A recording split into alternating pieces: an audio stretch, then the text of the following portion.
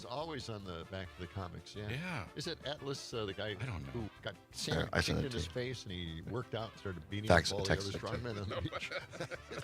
And at the time, there weren't a lot of people that were in that kind of shape. The guys didn't have six packs back then. I think they were proud just to have a kind of a smooth stomach.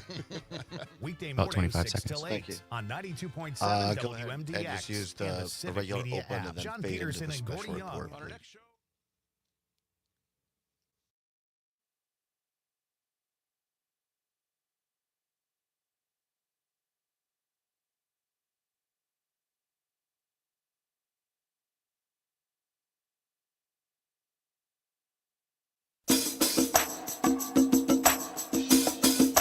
From the Civic Media World Headquarters in Madison, Wisconsin, it's the Todd Allbaugh Show. And now, pursuing truth wherever it may lead, here's your host, Todd Allbaugh.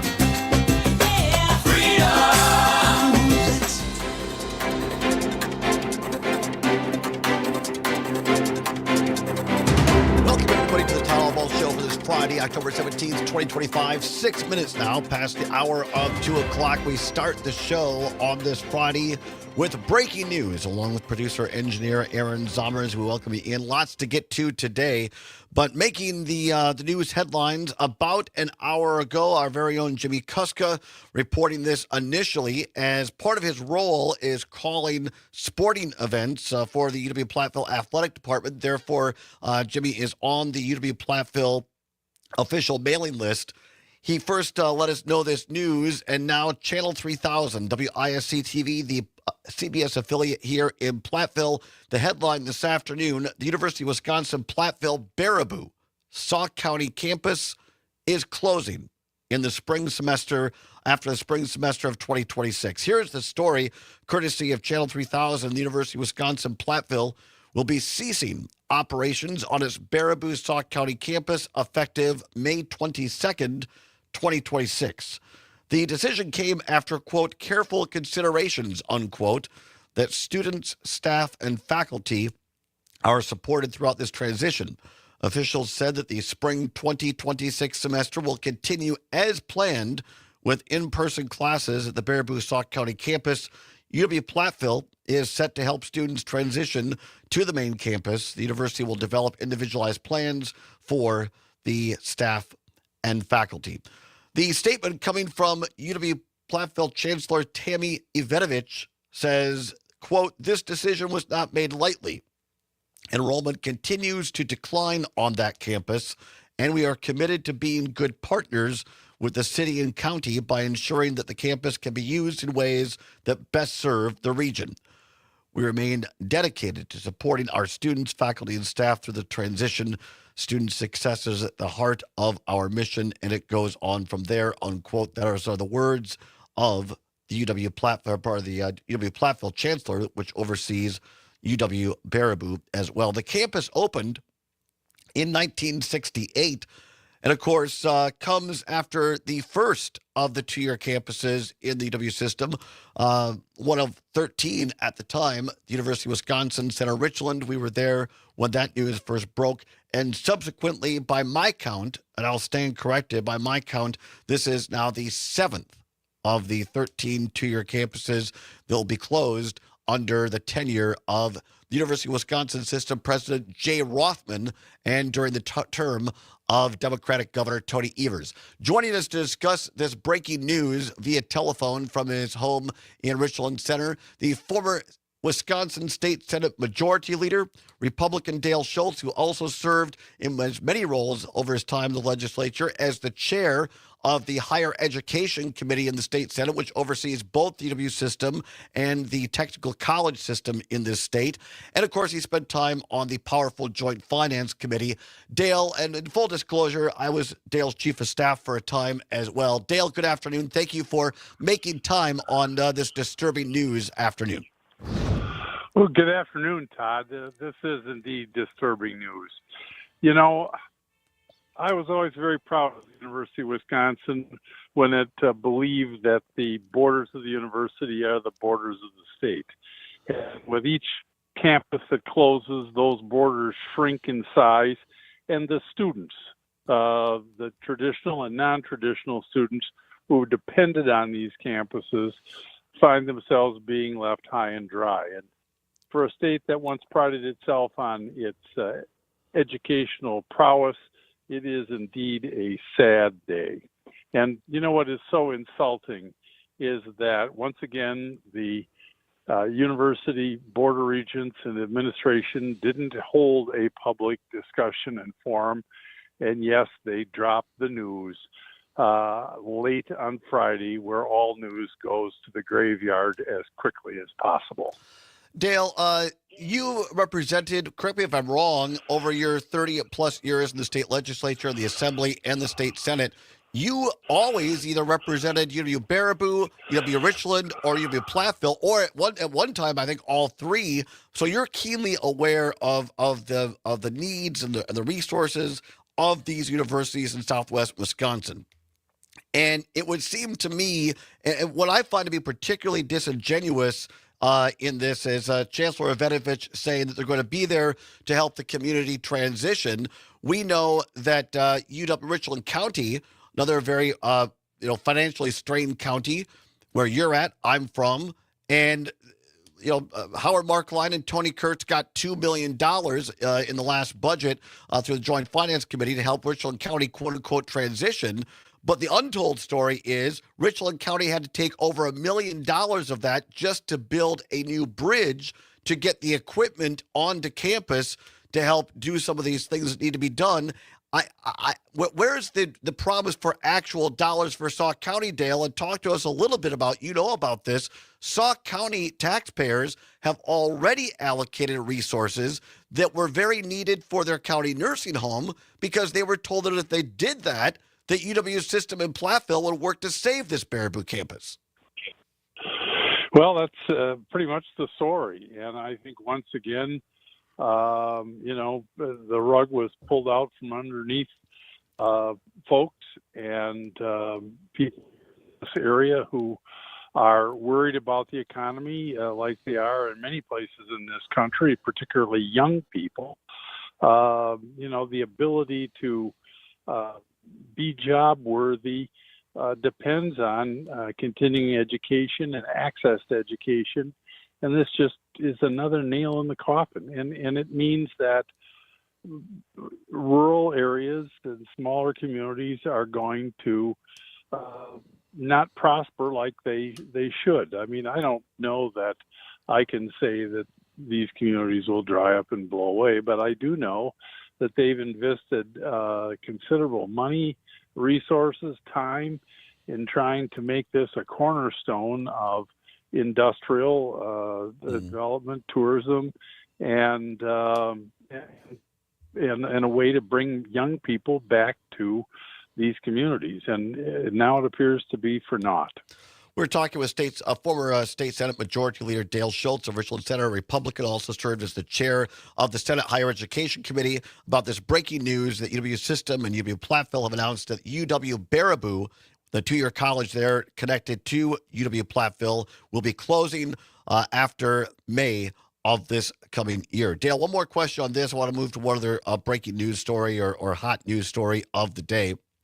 On this campus thing, you've been in the legislature. You've seen the importance. I know you understand the importance of higher education for rural counties. But what do you make? I want to go back to something you said earlier. What do you make of President Jay Rothman never setting foot in Richland County and talking with local elected leaders or campus people? I don't see any evidence that he did so in Sauk County for this Baraboo campus. I haven't found evidence he's done it at any other of the two-year colleges that he's closed. And even Democratic Governor Tony Evers, we never hear anything. We never, all we hear is this excuse of, well, the enrollment is low. Well, 178 people at the Baraboo campus might be down, but it wasn't like it was 50-something at Richland. And the system never provided monies for a recruiter for these colleges. Why isn't there more transparency on both the UW system part, on the Republicans in the Joint Finance Committee, and Governor Evers?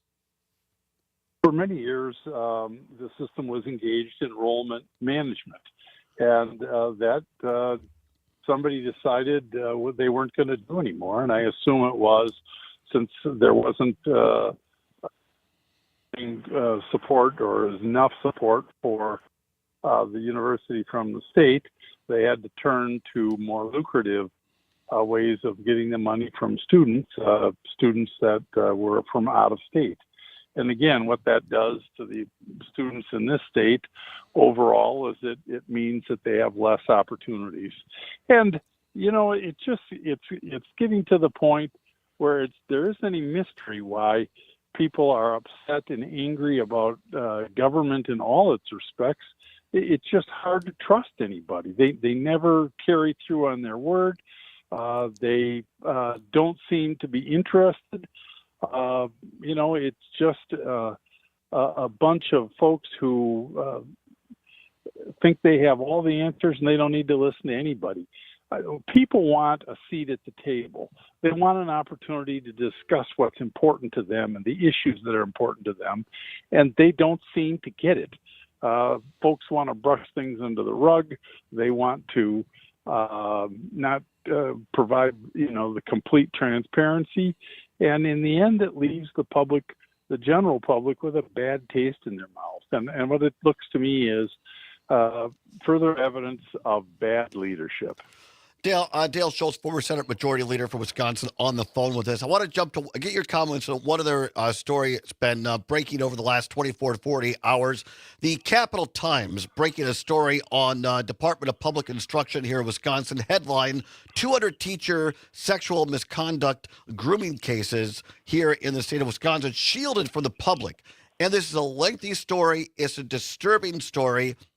The gist of it is that over 200 cases of licensed both teachers, aides, support staff were investigated for sexual misconduct in this state and was never brought into the light of day. The Capital Times, the reporting, found at least 44% of the Department of Public Instruction's over 450 educator license investigations since 2018 involved sexual misconduct and grooming allegations.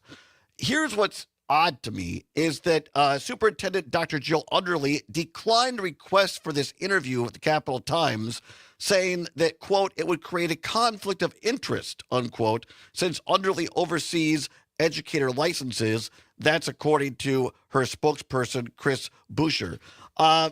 Dale, it's a disturbing story, but just your general comments on this reporting by the Capital Times and the reaction or non-reaction of Superintendent Underly. 2 minutes. Well, I think that the Capital Times deserves everyone in this state's gratitude for their aggressive reporting and getting to the issues that really concern people these days. With the Joseph Epstein thing in Washington, D.C., people have begun to believe that we are pedophiles everywhere. Now, the facts have yet to come out and should come out on every single one of these cases. Perhaps some are real grooming type problems. Others might just be blown out of proportion issues. But every one of them deserves a thorough and transparent discovery process. And it looks to me like here again in Madison, we've missed the opportunity to bring Republicans and Democrats together on something which is not partisan, and to sit them down and say, let's sort this out. Let's put in place some policies, procedures, and laws to make sure that Wisconsin isn't in this position again. Once upon a time, we were proud in this state of what people everywhere thought of our educational systems and schools. And it just seems, these two stories, again, are just more chinks in the armor that made us something that was special. And that's too bad, because we're better than that. We deserve better than that. And I hope that the governor will provide the leadership and the legislature. Dale Schultz, up against the clock. Thank you very much. I appreciate your time. Come on back. We'll discuss both these breaking news stories on the Todd Allbaugh Show on the Civic Media Radio Network.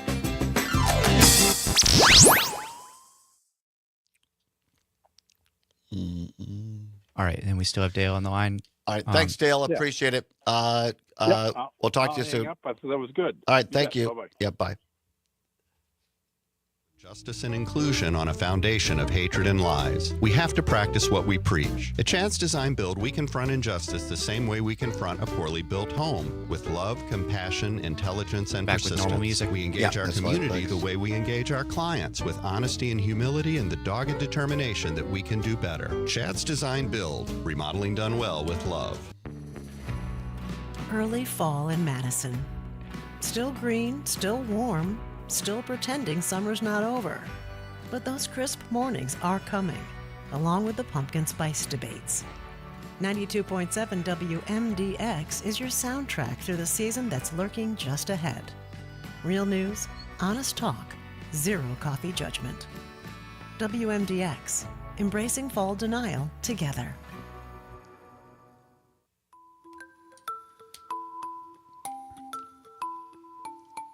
Are National Guard troops generally trained in law enforcement?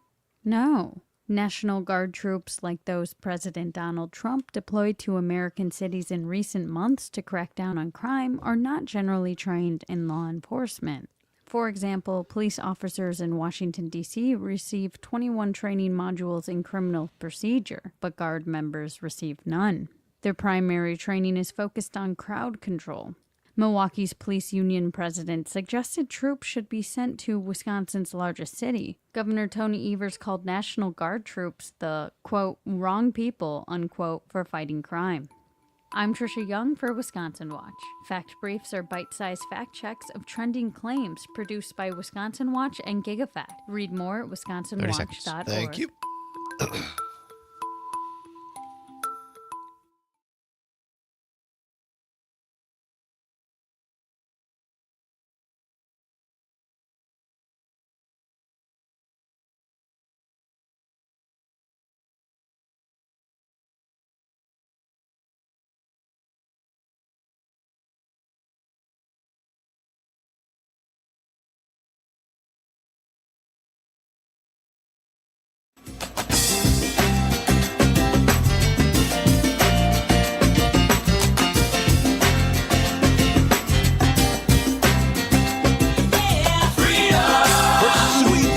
Wherever it may lead, and having fun doing it. Welcome back to the Todd Allbaugh Show on the Civic Media Radio Network, TGIF Friday edition, October 17th, 2025, 22 minutes now past the hour of 2 o'clock. Not a lot of fun in this hour, but we'll get to it in hour number 2. Coming up in hour number 2, Craig Benzine and Ty Morris of No Packers, No Life, great film. Going to be here briefly talking about their latest screening coming up this weekend tomorrow, maybe one tonight as well, but tomorrow here in Madison, we'll talk with them. Brand new segment we're calling Wisconsin Fun Fact. What's worse? Are you an allergy person? We'll talk about that. And Peter Rapine rounds out the show, the managing editor of EPOM's World, with a humorous look at the week in review. But for some huge news day for a Friday, as often is the case, and taking your calls on it, 855-752-4842, 855-752-4842. First, this breaking news, courtesy of channel3000.com. The University of Wisconsin-Platteville will close the Baraboo Sauk County campus effective May 22nd of next year. Decision came after quote-unquote careful consideration and that students, staff, and faculty are supported throughout the transition. Once again, UW System is blaming the closure on enrollment, saying there are only 178 students left at the Baraboo Sauk County campus. And we've heard this narrative for going on 3 years from when they first closed the Richland campus. But what they don't want to talk about, Jay Rothman, president of the system, what they don't want to talk about, Tony Evers in the governor's office, what most of the legislature doesn't want to talk about, both Republicans and Democrats, sans for State Senator Kelda Royce, Democrat here in Madison, who has had the temerity and the courage and leadership to go out into the state of Wisconsin and meet with communities and meet with students and speak out about this. Former Democratic State Representative Katrina Shanklin of Stevens Point did the same thing. But other than those folks, all silent. They announced these things on Friday. Nobody has a comment. Nobody has a press conference. Jay Rothman doesn't visit these communities. You don't see Tony Evers holding listening sessions in Baraboo on this. And meanwhile, higher education in this state is dying on the vine. The Wisconsin idea right now in this state looks a lot closer to the University of Wisconsin Badger football team. Partner dead. And what outrages me is they don't have the balls to go out and face the people of this state and tell them why they're doing it. They say it's enrollment. Give me a break. Because they don't fund the recruiters to get students there. I know that's for a fact. There was a missing $1 million, allegedly, a missing $1 million in the Platteville Foundation Fund after Dennis Shields left before Tammy Ivanovich took over, and nobody wants to talk about it. And when I raise this to people, now one of them, Jeff Barant, who's no longer with President Rothman, when I raise this to their face, they look at me and say, how did you know about that? Believe me, there is a lot more going on here that Wisconsinites, voters, and taxpayers don't know about. And all I'm asking for from Evers, from Jay Rothman, just be honest. We can take it. Just be honest. Because the real people being hurt are the students and the people that people trying to go back, non-traditional students to finish their degrees. People in rural Wisconsin trying to get a degree, just make their lives better, help themselves. But everybody wants to hide behind, Friday evening, Friday afternoon press dumps. 855-752-4842. Let's go quickly to Rick. Rick, you got about 2 minutes here. Go ahead. Yeah, I was just remembering back when you and I were at Richland Center, and we had international students there. Ever since they decided to pair these two-year campuses with larger universities, the recruiting and stuff has gone down at these two-year campuses. They're not trying. And Platteville especially, they came out at the beginning and said they did not want to recruit for these two-year campuses. Correct. No, you're absolutely right, Rick, and I appreciate you calling in. Thanks for your listenership. And yeah, when we were going to the 2 years, these international programs, I just went to a celebration of life for my friend Linda Gentis, who ran the Central American Scholarship Program, a continuing education program. Vital necessities for these rural communities, for everybody, but particularly for small communities. By the way, Chris in Madison on the text line listening to us on WMDX says Dale Schultz is correct. Public education is only one example of Wisconsin's slide to mediocrity under the right-wing Republicans. I was once proud of my state, not anymore. And Chris, I don't disagree. Yes, I agree that a large part of this falls on the Republicans in the legislature and the Joint Finance Committee for not properly funding these things. But look, I'm being fair here. You got to assess some of the blame to the Democratic governor in the governor's office in the East Wing, Tony Evers. He could have drawn a line in the sand on this last budget deal for that. He chose not to. Look, that's his choice. All I'm asking for, Governor Evers, is just have the gumption to be honest with us. Just come out and say, look, I don't think we should have two-year colleges anymore. They've outlived their purpose. We're closing them all. Because that's where this is headed, by the way. There will be no two-year colleges left at the end of this culling connected to the UW system. They got rid of the map. Do you realize this? The official map of the UW system used to have the 13 4 years and 13 2 years. They redid the logo, changed the colors, changed the name, and they eliminated all of the 2 years off the map. You don't think that was a sign? Come on back after this. It's the Todd Allbaugh Show on the Civic Media Radio Network.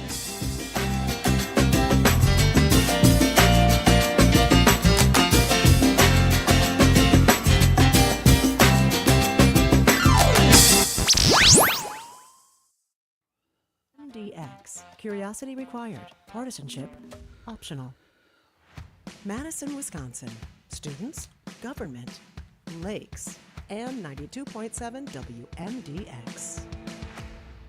U.S. is still in a bit of a tight spot when it comes to soybeans, with no buys coming from China and a large supply coming from the harvest. I'm Ben Jarbo with the Midwest Farm Report, and there is a lot of work being done to try to find some new market. The United Soybean Board Director, Nancy Kevazanjian, is here to share a bit about how they're trying to get more soybeans into Africa. In Africa, more than 70% of the farmers are women. So it is important to have other women farmers there to talk farmer to farmer. Nigeria is the largest country in Africa. It also is a major aquaculture market. It's a country that needs more protein to feed their markets and feed their people. So if we can show them how to do a better job of raising their fish more efficiently using soy, it's a win-win both for us because we're developing markets for soy and they're developing markets to feed their people. Nancy Kevazanjian, the United Soybean Board Director. And as someone that likes both soybeans and fish, it just sounds like a great partnership that hopefully we can move forward on. For the Midwest Farm Report, I'm Ben Jarbo, and we'll take a look at some agriculture news right after this. No one should have to navigate herd health alone. Luckily, you don't have to. A successful operation requires teamwork. Visit bio-vet.com and let us help identify key challenges and offer expert solutions unique to your situation. We evaluate your full herd health plan and make economical recommendations to your operation. Learn more about our team and products for herd health at bio-vet.com. Innovation, that's BioVet. Maybe you remember Everything good? finally getting that blue ribbon. Or My enjoying doctor too called much me. carnival Nice. food. With some We test all results, have which memories turned of out the to be fair. negative Here's so your far. chance So to share those I'll stories talk in our later in the Everybody show Has a Fair about my Story visit to the contest. doctor before the Midwest show. Farm Report is teaming up with the Wisconsin Todd. Association This is one of these. Fairs It can to only share happen the to Todd fair stories. story. We're accepting entries now, and there are cash prizes. To enter and see full contest details, visit MidwestFarmReport.com. Welcome back. I'm Ben Jarbo with the Midwest Farm Report. Now let's take a look at some agriculture news. With spooky season here, the Farm Wisconsin Discovery Center will be extending their Halloween festivities to 2 days. The first day will be Saturday, October 25th, and the second day will be Friday, I read that October whole 1st. teacher When you're misconduct there, article the other there's day. so That's much just to do with crazy. treats, costumes, animals, corn maze, and And the lots of underly Wisconsin doesn't say anything about it. If you like this news and want more of it, make sure to download I mean, our brand new Midwest Farm Report Yeah, app it's on your no wonder app she store. hasn't wanted to For talk the to Midwest anybody Farm for Report, so I'm long Ben and still Jarbo. doesn't. Catch Farm Report updates throughout the day from the Midwest Farm Report, right here on 92.7 WMDX. I'm meteorologist Rodney I can Price. imagine a Partly world where this sunny was all and handed warm to her as Friday she took afternoon office, with and she's highs in like, the upper "Oh my 70s. God, what are we supposed to do with South winds this?" up to But then, like, 25. shine a Tonight, beacon on it. showers You know, and like you storms say, looking like demand likely. extra Some of that rain resources. could be a Say bit other heavy. people have been pushing Lows this in under the upper carpet. 50s. I'm not Rain going to do chances that. still around Saturday. Currently 74 degrees. Join me, Tom Hartman, each and every weekday from 11 a.m. to 2 p.m. for the Tom Hartman program right here on Civic Media. I talk about the issues that all Wisconsinites can get behind, from unrigging our economy so it works for all of us, not just the billionaire class, to improving our representative government, to delivering on the promise of we the people. Tune in middays right here on your local Civic Media station from 11 a.m. to 2 p.m. for the Tom Hartman program. Tag, you're it. When it comes to vaping, the truth can get clouded. So let's make it clear. Vaping is not safe for youth. Because vaping can put microscopic particles into your lungs. And dangerous things like metals into your body. And nicotine, which can harm a person's brain 30 development seconds. through Thank their you. mid-20s.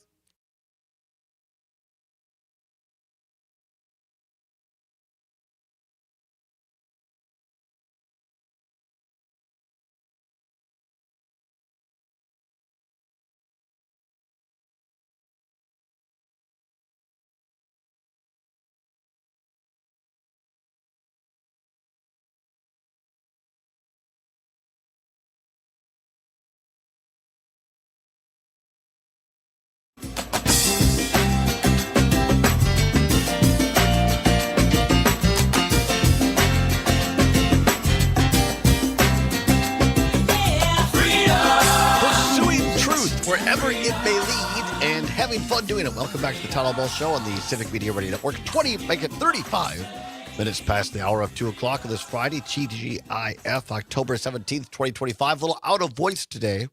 I'll explain in just a little bit. Went to the doctor right before the show. It's one of these Todd stories. We'll get into that a little bit. First, want to finish up these more serious things. Talking about the news breaking this afternoon, the University of Wisconsin Platteville Baraboo at Sauk County campus. If you're not familiar, Sauk County is right below Wisconsin Dells. Most people know where Wisconsin Dells is at. Baraboo just south of that. Going to close the campus at Baraboo after the spring 2026 semester. 178 students enrolled right now. And UW System says that is why they're closing it. They call that low enrollment. Which, by the way, as someone who knows a little bit about this, as my maternal grandmother, Marge Wallace, was the first woman dean of a campus in Wisconsin at UW Richland and helped found the two-year campuses. Like, one of the concepts was a smaller class size. More specialized attention. Okay, well, maybe they say the average class size at Baraboo is 14. When I went to UW Richland, it was probably 25-ish. Somewhere between 20 and 25-ish. Some classes had maybe 35.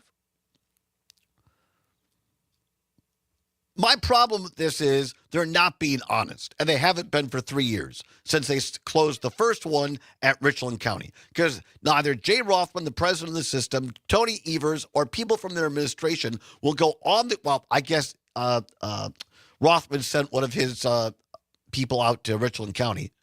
But these guys, as decision makers, as the heads, the executive, will not meet with their constituents, will not meet with taxpayers and explain what's really going on. And they don't fund recruiters to get kids to these schools like they did when I was going there. So if you're not funding recruiters, if you're the Republican legislature and you're not putting the money in there, just be honest about it.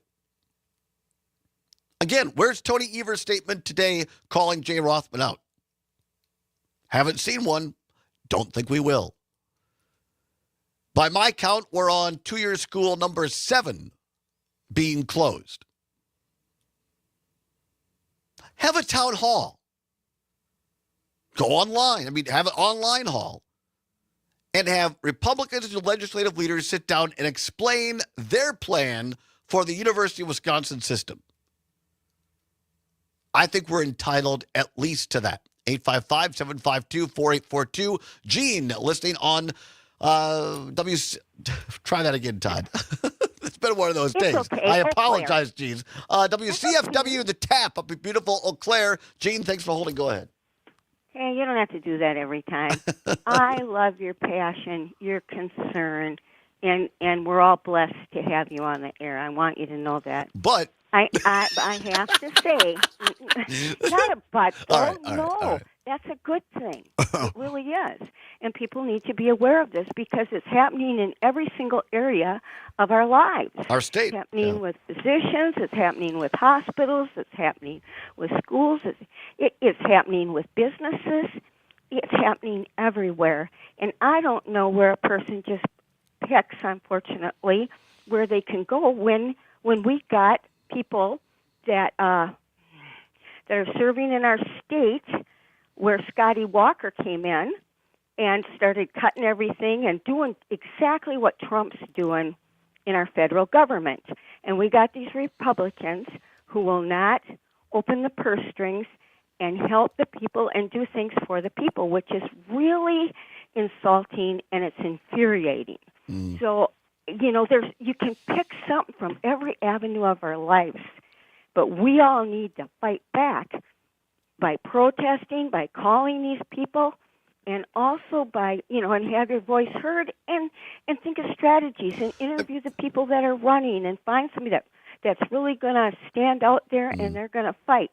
Because I think there's a lot of people that are really getting pooped out from fighting the non-stop battles. And also, I want to say one more thing about sexual abuse. Very, very difficult thing to deal with. However, the DPI story is a different story, but go ahead. Yes. And I worked with kids who were sexually abused, and I worked in the school system, okay? But the thing of it is that, you know, I don't know how they do their background checks now, but they used to do really good background checks. They used to have a lot of people applying for the schools. Now there's all kinds of openings in the schools. So, you know, we need to get back to getting qualified people and good people there.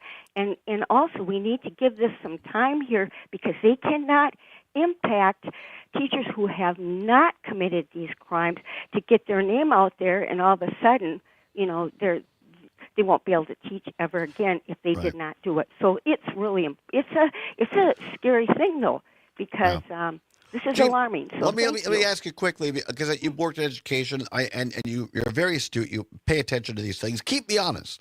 Do you think it is irrational or asking too much that our elected officials on both sides give us the truth about these campus closures? Because I think what's interesting about this is I don't hear anything from either side. This isn't, you know, the Democrats going after Robin Vos, the Republicans, for these 2-year campus closures, or vice versa. They're both silent, and they're not criticizing each other, which to me seems very, very odd in these political times. Well, let me tell you something. If I had a list of all the things that I have very strong concerns about, you know, I mean, where do you choose? Yeah. And how big of a population do you choose? And I feel really bad because they need help there. And the sooner we get good people in our government, maybe this will be able to rebuild from this. But we're blessed to have you on the air. We're blessed to have you as a listener. Thanks, Gene. Have a great weekend. Take care of yourself. Bye-bye. Gene in Eau Claire, WCFW The Tap. 855-752-4842. 855-752-4842. John, listening in beautiful Janesville, Wisconsin on WAUK, says this campus closure situation was all started with Ray Cross, i.e. double cross. I like that. This was their plan to make the 4-year take the blame for not funding the UW system. Thanks, John. I appreciate your listenership. John is not wrong about that. We've talked about this on the show before. Ray Cross, who was the chancellor of the 2-year colleges, the last one before they merged, and then he became president, and there was a thoughtful plan how to keep our 2-year campuses, adapt them to changing times by, I guess, the final chancellor, Kathy Sandine.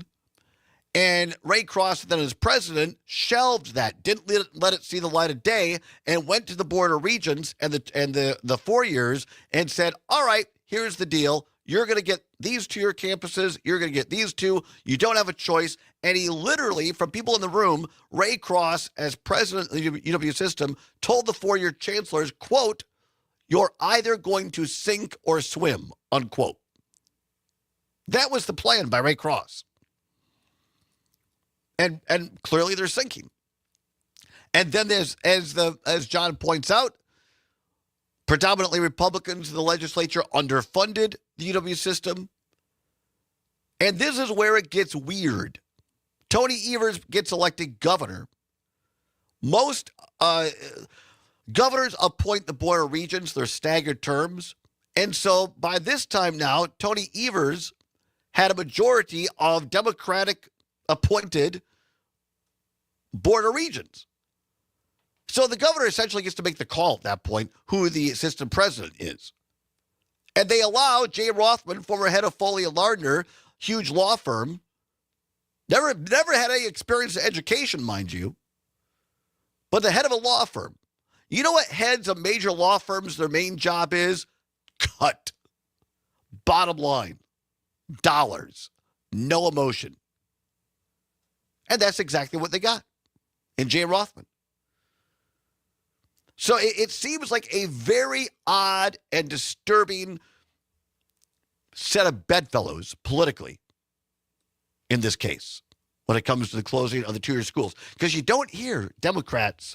I mean, where is the liberal Democrats today? Where are their press statements attacking Jay Rothman?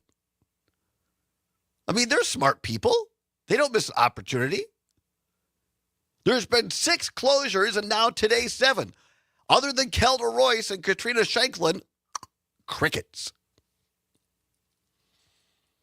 Anyway, we'll keep following this story. Obviously, I'm passionate about it. We mentioned this earlier. If you did not hear Jane Matnair and Greg Bach and Dan Schaefer this morning on Matnair on Air, I encourage you to go back and listen to the podcast. You can find it at civicmedia.us. They had an informative and good, in this case, I guess you'd say, discussion on this Capital Times story, reporting by Danielle DeCloss at the Capital Times. Came out a couple days ago here.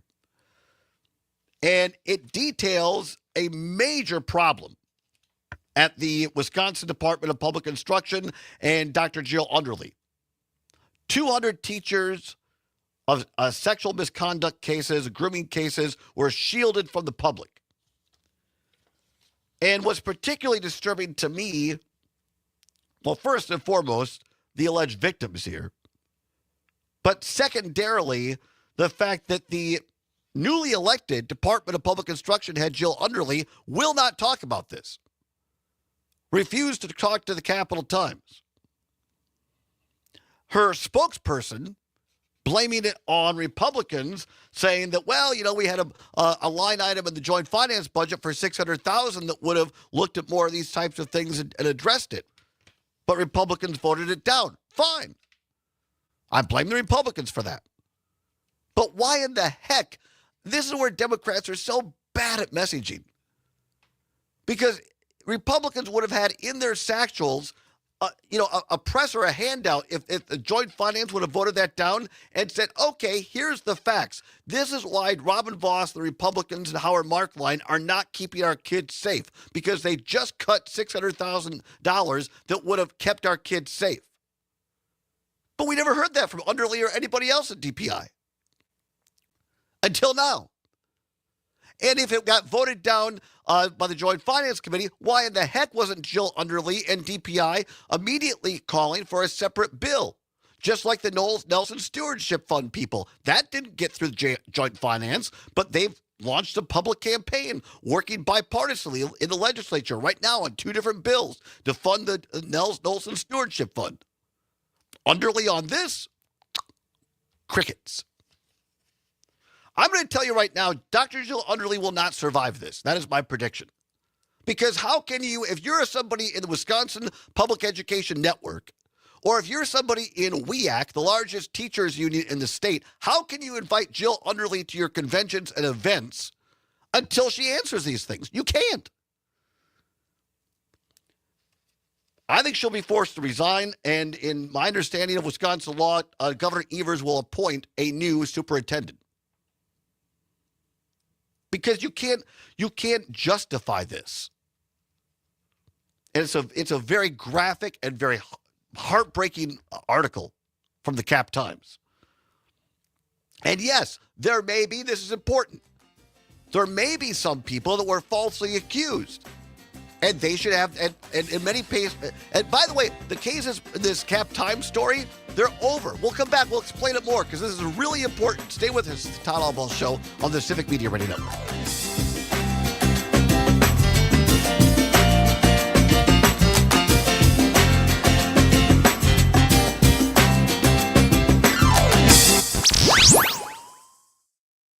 Cheering on the Brew Crew. This is the Civic Media Radio Network. You want to vote for a governor. You do have many to choose from who have served in the assembly. Or you can choose the one of us candidate. Hi, I'm Ryan Sternad. I work for a living. Sure, I don't have elected experience, but I do have working class experience. Rick was calling about a similar situation that I believe he said he watched a program about and wanted to make a comparison. Rick did? Yeah. Different Rick. Yeah. Oh, yeah. A program on what? Again, I'm sorry? A similar situation to... It's common to receive mailers and see I TV commercials believe he said it was that say about you're missing out on some benefits. Before you respond to these ads, turn to... I have too many things going on in my brain. I got it. About a natural disaster like a fire in California and how instead of fixing the programs to better handle it, they just kind of brush stuff under the rug. Okay. All right. Sounds good. Thank you. Medicare Patrol website at smpwi.org. You're listening to the American Democracy Minute, keeping your government by and for the people. The conservative majority of the U.S. Supreme Court appeared to agree October 15th with arguments that the Voting Rights Act Should I send Section that 2's information? majority-minority voting districts conflicted with Let's the deal with that 14th during the break. Amendment's I got Equal some other things Protection going on. Thank Clause. you. A decision is expected next year. Chief Justice John Roberts signaled that the court's 2023 Milligan precedent, a very similar case, may not apply to Louisiana versus Calais. Justice Kagan later pointed out that the court rejected several similar arguments by the state of Alabama defending its discrimination. Louisiana argued that the court-mandated majority-minority districts giving minority voters an equal chance to elect the candidate of their choice puts the state in a position to discriminate against other voters. Justices Kavanaugh and Coney Barrett both voiced support for an endpoint to sunset such opportunity districts. The court's Jingles test, used to determine if a group qualifies for such a district, was also questioned by the conservative justices. In her opening argument, the NAACP Legal Defense Fund's Janae Nelson said that should the court strike down Section 2, it would be, quote, a staggering reversal of precedent that would throw maps across the country into chaos. There are 148 VRA majority-minority districts in 28 states, according to Ballotpedia. We've linked a transcript of the arguments at AmericanDemocracyMinute.org. I'm Brian Beal. Seems like nobody in America agrees on much of anything these days. But can we agree the federal government shouldn't tax people into poverty? If you work full-time, you should be able to afford your 30 basic seconds. needs. Thank you. Don't you think? We're the patriotic.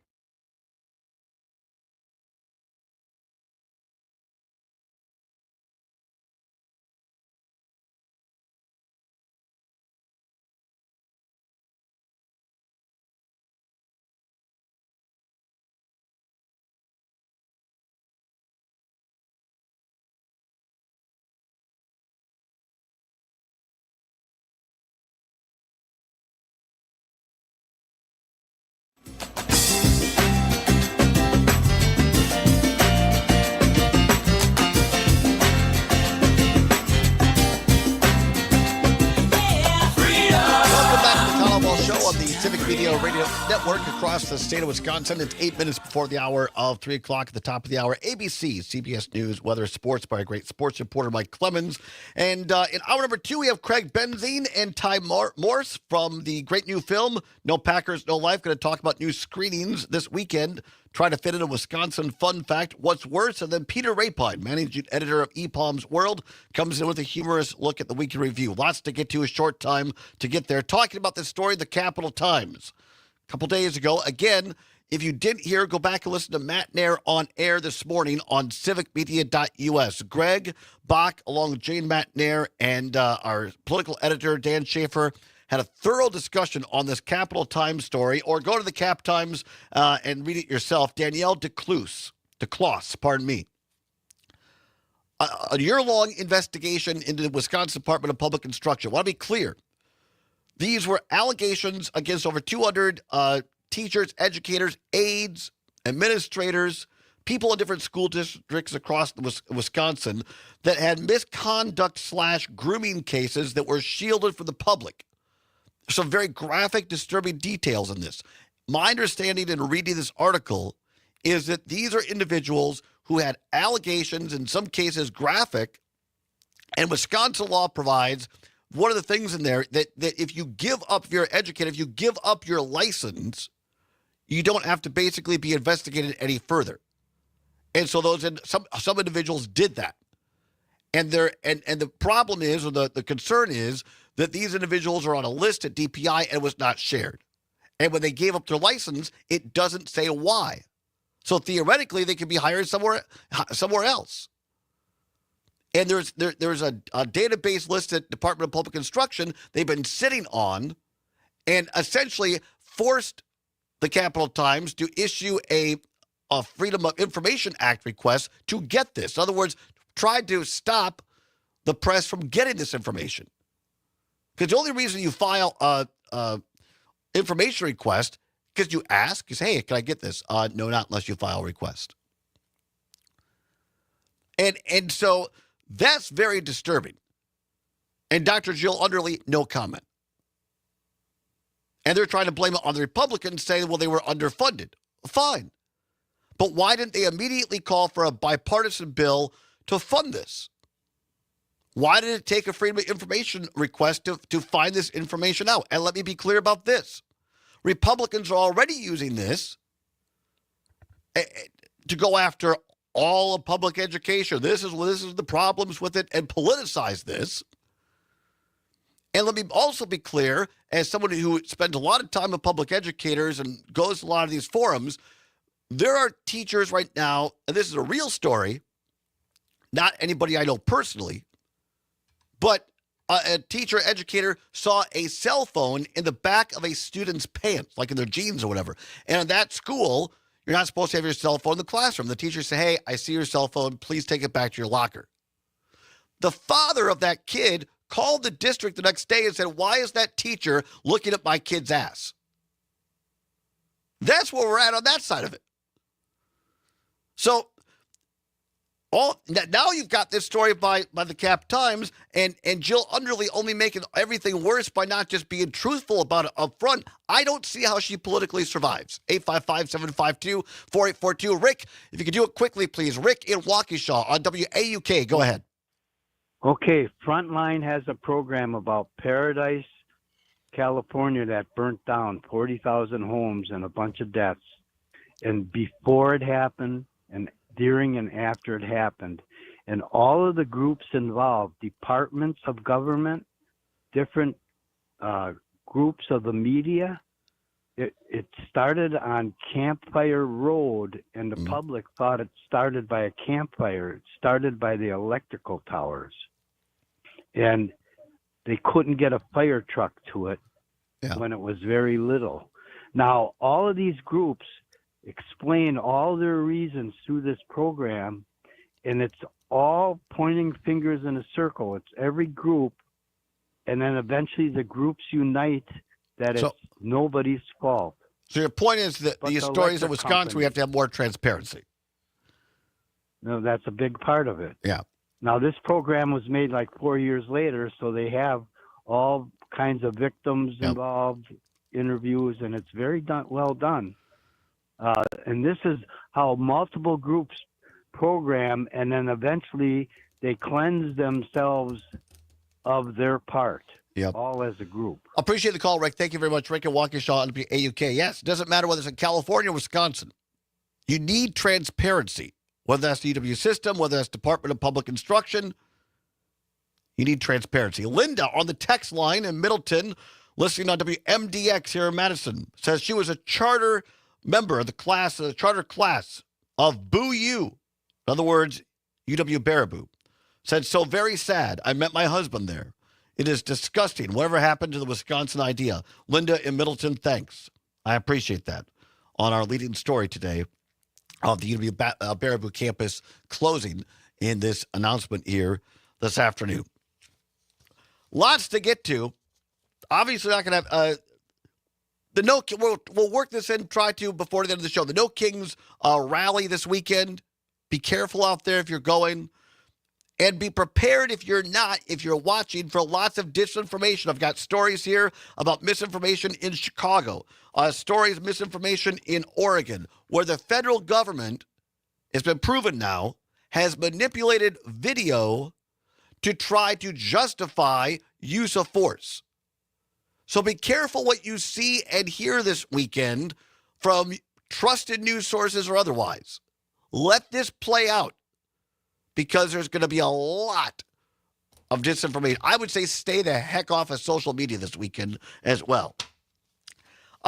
Look, one, two, I mean, I have stacks of news. So we could do 4 hours today, but we won't. We'll come back, though, after news, weather, and sports, and lighten it up a bit. We'll talk about the Green Bay Packers, and Peter Rapine is along as well. Stay with us. It's the Allbaugh Show for a Friday across Wisconsin on the Civic Media Radio Network.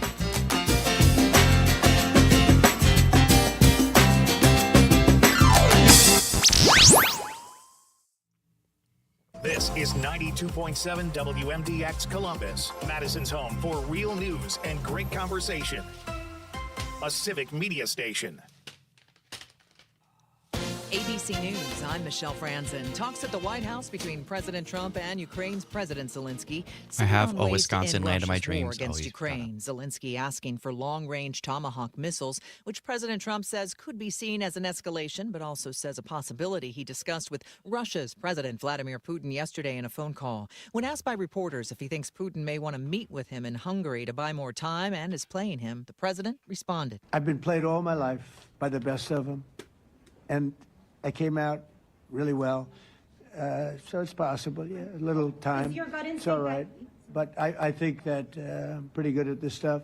I think that he wants to make a deal. A day after a grand jury handed up an 18-count indictment against John Bolton, the former Trump advisor appeared in a Maryland court, pleaded not guilty to charges of storing and sharing classified information. On Wall Street, stocks are up as concerns over China tariffs ease. Hey, Todd, thanks for coming back. Todd is doing a quick costume change into his Packers gear. Okay, cool. WMDX. Sorry, car for this one. Traveling up to Green Bay. All good. Yeah, there's got a lot of screenings to go to. Yeah, I know. It's been busy, man.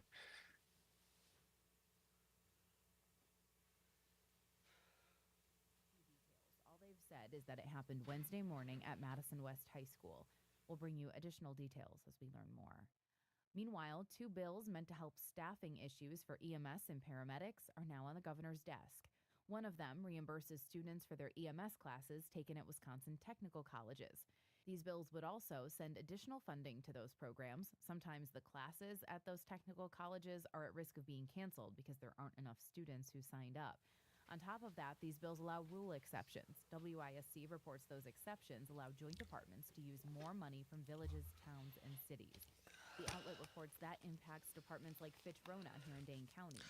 There he is, literally star of stage and screen. Time War, sorry. Hey, Todd, how's it going, man? Doing all right. How about you guys? We're having a blast. Just, I apologize. I'm in the car. We're headed up to Green Bay for the screening Q&A up here.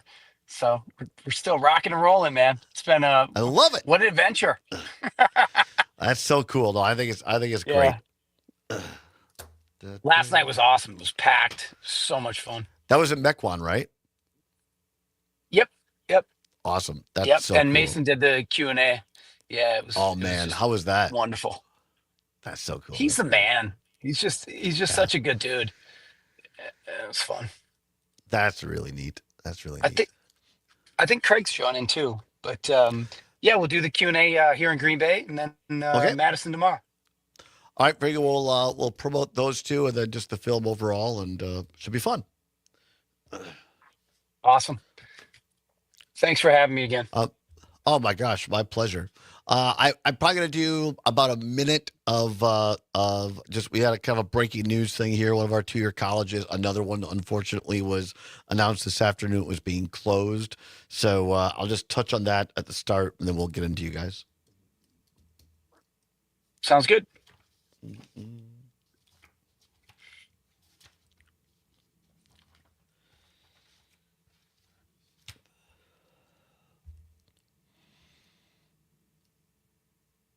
We've got about 2 minutes until we are back on the air. All right, thank you.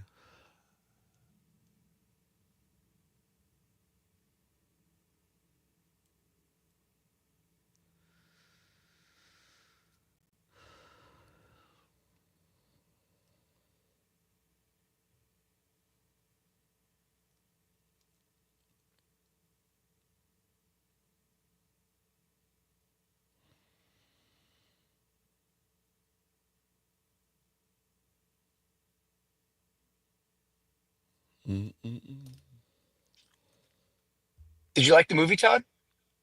Oh my gosh, I didn't like it. I loved it.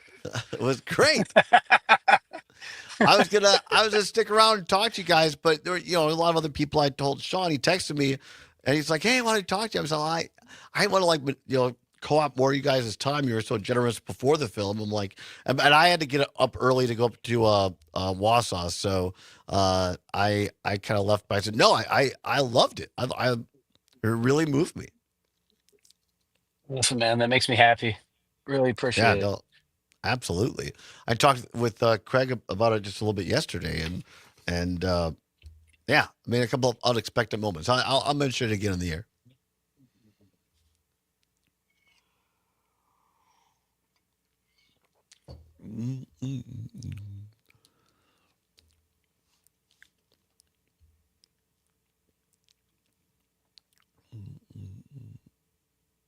All right, we got about 30 seconds. All right, thank you.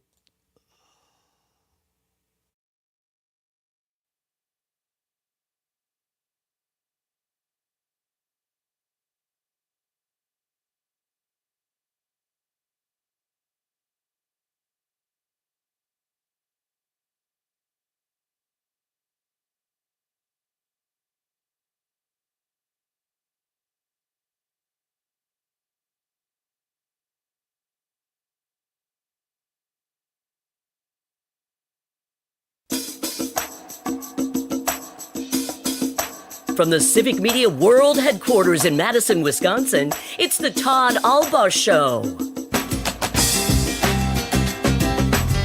And now, pursuing truth wherever it may lead, here's your host, Todd Allbaugh.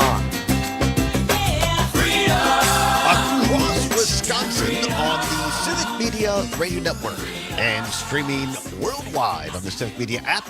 Good afternoon, everybody. Todd Allbaugh along with Mr. Aaron Zummers, our producer and engineer. Welcome into a TGIF Friday edition, October 17th, 2025. Here, welcome into hour number 2 of the big broadcast, 6 minutes past the hour of 3 o'clock from the home studios at the intersection of State and Fairchild in downtown Madison. Welcome in, everybody. Glad to have you along. Zommers, let's take a quick look out there on the Sam Davison Street Cam.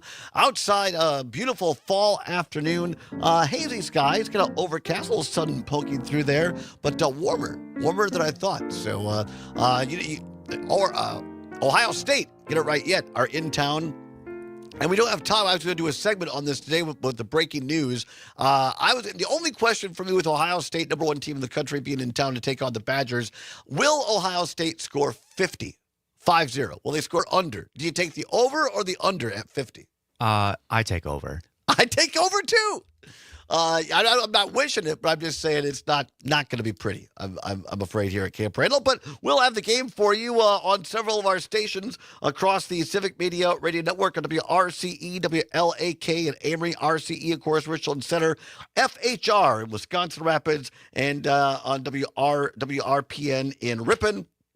Kickoff time is right around 2:30 this afternoon on several of our Badger radio networks. Of course, the Brewers. Hope still springs eternal. Must win tonight. Crew down 0-3. or 3-0, whichever you want to look at it. Out at Chavez Ravine, Dodgers going to try to get the win and the sweep out there in California. So that one starts a little bit later on, at 7 o'clock-ish. Let me see. Let me check my facts here. The Friday game, 7:05 is the first pitch local time here in Wisconsin. Pregame show at 7:38 on our Brewers Radio Network stations as well. Quickly, top story this afternoon from our newsroom. The University this comes from channel3000.com. The CBS affiliate in Madison, the University of Wisconsin Platteville, will be ceasing operations at its Baraboo-Sauk County campus effective May 22nd of next year. The decision came after quote-unquote careful consideration and that students, staff, and faculty are supported throughout this transition. Again, UW-Platteville Baraboo closed after the end of next year. We'll continue to follow this into next week, of course. But right now at 9 minutes past the hour of 3 o'clock, lighten it up just a bit. I did a uniform change, a costume change during the break. I put my Green Bay pad because unlike the Badgers this weekend, I feel good about the Pack joining us via his car, driving throughout Wisconsin, one of the stars and producers of the great new film, No Packers, No Life. Once again, here is Ty Morris. Ty, how are you? Great, Todd. Happy to be here again. We are absolutely happy to be here. Zommers and I last saw you at the world premiere of No Packers, No Life at the Majestic Theater, one of the great Marcus theaters in Waukesha. And not that our 2 cents means a whole lot, but let me tell you, I was blown away by it. I loved it. And I told Craig yesterday, Craig Benzine, the director, that I think for me, two things. A, whichever one of the Japanese cheer team was in the car at night driving by Lambeau right after he'd gotten to Green Bay, and he looks out and he says, I want to live here. And it just, I don't know why, but I was like, I do live here, and I don't think that I look at it through the lens that it should. And to hear him say that, it just got to me. Yeah, it's beautiful. I mean, and there was so much of that as they came. It was just like this wonder, amazement, magic for them. And I think it helps us through that lens, kind of rediscover, how lucky we are where we live as Wisconsinites. Just remind people that have not heard this before, what the heck's the matter with you? But very quickly, the synopsis that Ty goes to Japan, meets these Packer fans, this cheer team at an intersection, and ends up discovering this whole new world in Japan. And then you and your buddies bring, about 30 of these folks from Japan to Green Bay, to the Mecca of football, to Lambeau Field. And it's just enormously moving. One of the things that I haven't asked you yet, Ty, is were you there specifically that time for a separate business, or what's your connection with Japan beyond the film? Yeah, I was there for business. I'm there often for business. We manufacture there. We sell products into the Japanese market. I have a joint venture there. Suzuki, who's in the film, is actually one of my business partners. So we do a lot in the health and beauty space, and that's why I was there. But it was actually a day off for us. It was what we called a hanami, where you go and look at the cherry blossoms. You have some drinks. I brought a guitar. We're playing music. We're drinking some whiskey and soda, and we wander down the street to go do some karaoke, go sing some Bon Jovi, and that's where I found these guys. So it was a business trip, but day off, and the day off rolled into 7 years of making this documentary.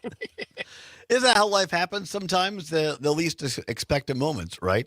Look, the film is fantastic. It's beautiful to look at. It's so meaningful to be able to look at something that we love here in Wisconsin, the Green Bay Packers, and look at it through this lens of this Japanese cheer team, these folks coming here the first time.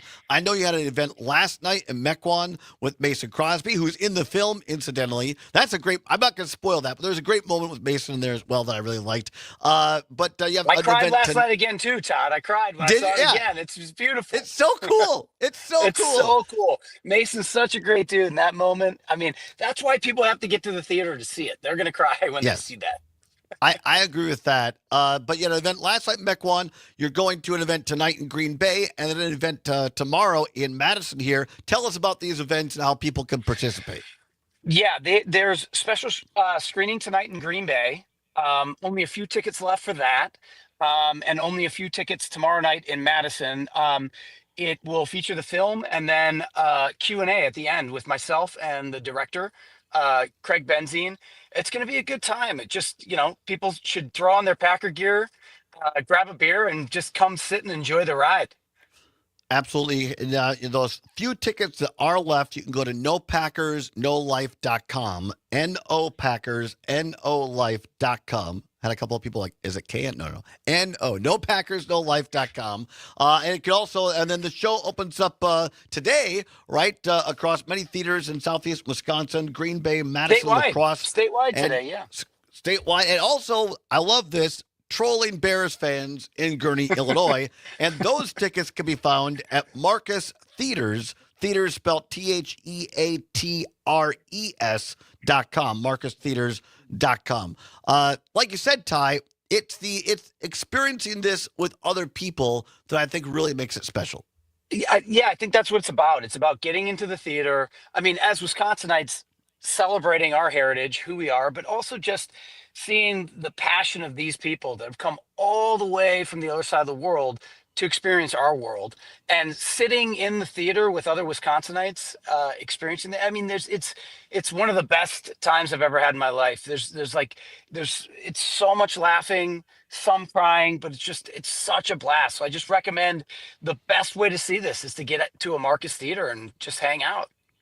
Yeah, I totally agree. We saw, for those out there that saw last year the Just a Bit Outside, the Brewers movie, you know what we mean, because when people are cheering together, yelling together, you cannot get that when you're sitting at home alone, which is most of Todd's life. But no, get out and enjoy it with people. Get out. Yeah, there's so much camaraderie. I mean, everybody's laughing in Right. the theater. We just did it last night. It's Right. great.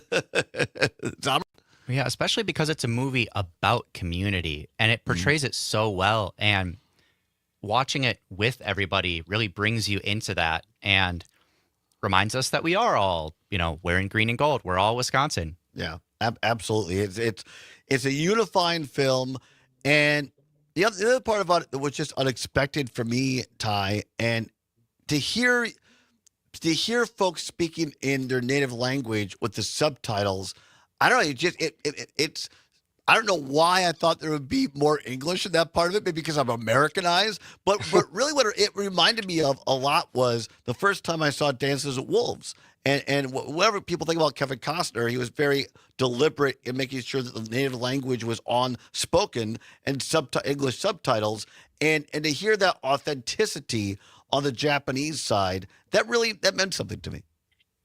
Yeah, and I think it's their native language, and their the best way that they can passionately speak about it is in their native language.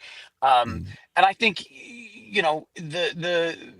but it's wonderful hearing them speaking Japanese, but then seeing the subtitles. And there's so many great moments that I think the subtitles work so well because they're so eloquently talking about things, and you get to see it right there on screen. It's beautiful. The other part about it was some of your closest friends and family, and was it your wife or your buddy's wife who was like, okay, I'm bringing 3 people over, and then it kind of grew. And that was my buddy's wife. Yeah. Yeah, and it's just like, that was hilarious. Okay, we're gonna roll with this. I mean, that was great. Yeah, it started as 3. Yeah, then it was almost 30, and they all rolled with it. And I heard somebody else describe it as like it sounded like a foreign exchange program, putting them in homes and homestays and right. Yeah, but I also think it, like, as Wisconsinites, we're really proud, but I also think that the movie, whether or not you even like football, there's just a really beautiful human element of it. It's people connecting around, any type of passion, and then building these deep relationships. And I think that's why the film can speak to more than just Packer fans or people from Wisconsin. And that's why I'm hoping more people come out and see it. That's a great point, because there's not a lot of quote unquote football footage in this. It really is focused more on the human element of the movie and these relationships and how they grow. And, people come from another country is like, what are we getting into here? And the amount of trust, right? The trust from the Japanese cheer team and the trust from your friends and family to welcome them in. And it's all bound together by, it just happens to be this team in green and gold. Yeah, and for them, that trust, that was a huge leap. From a Japanese perspective, the details were so vague. I mean, they say that in the movie. They plan so much. If you send details a week before you're getting together with people, that is like last minute for them. So the fact that we didn't have an itinerary for them and they were getting on an airplane and just arriving, they really had to just offer themselves up to fate. But as they've all said at this point, it was the best decision they've ever made. So I think it's great. I really hope people get out and see it. Again, if you want to join Ty and Craig at Green Bay tonight, go to nopackersnolife.com. A handful of tickets left for the event tonight to meet the director and producer and star of the film. And then also here in Madison tomorrow at the High Point Cinema, one of the great Marcus Theaters, also nopackersnolife.com. And you can buy your tickets for the statewide release and also in Gurnee, Illinois at marcustheaters.com. Again, marcustheaters.com.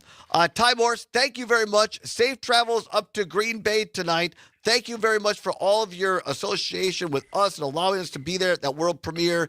I hope the film does smashingly. Everybody should see it. It is quintessential Wisconsin.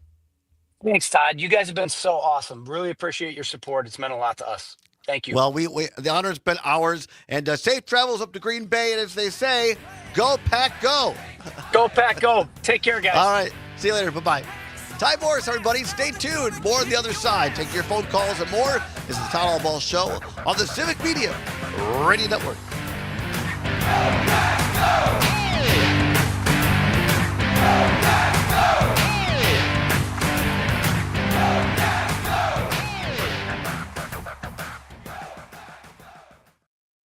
Connecting dots, not just talking points. WMDX. You're still glowing, flirting, grooving. You still got it.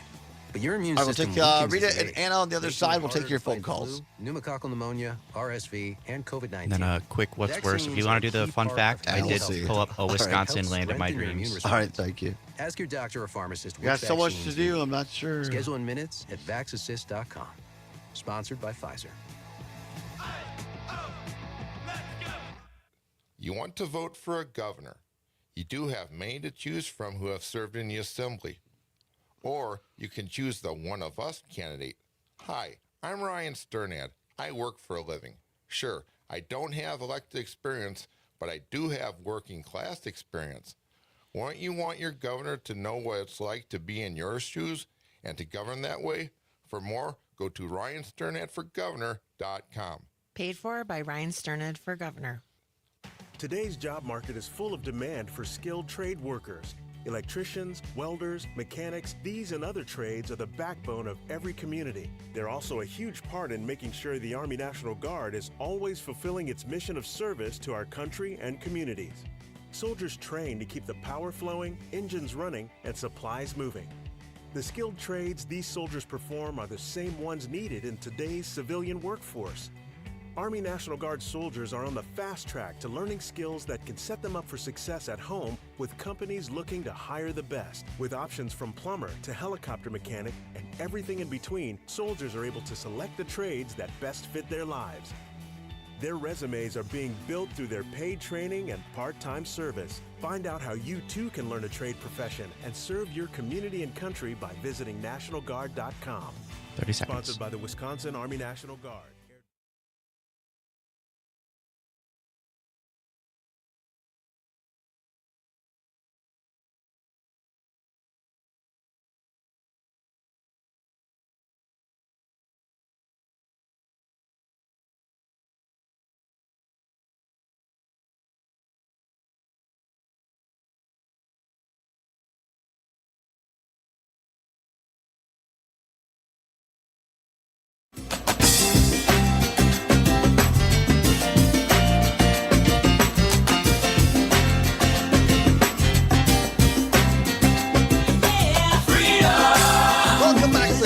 Show on the Civic Media Radio Network. 22 now, past the hour of 3 o'clock on a Friday, October 17th, 2025.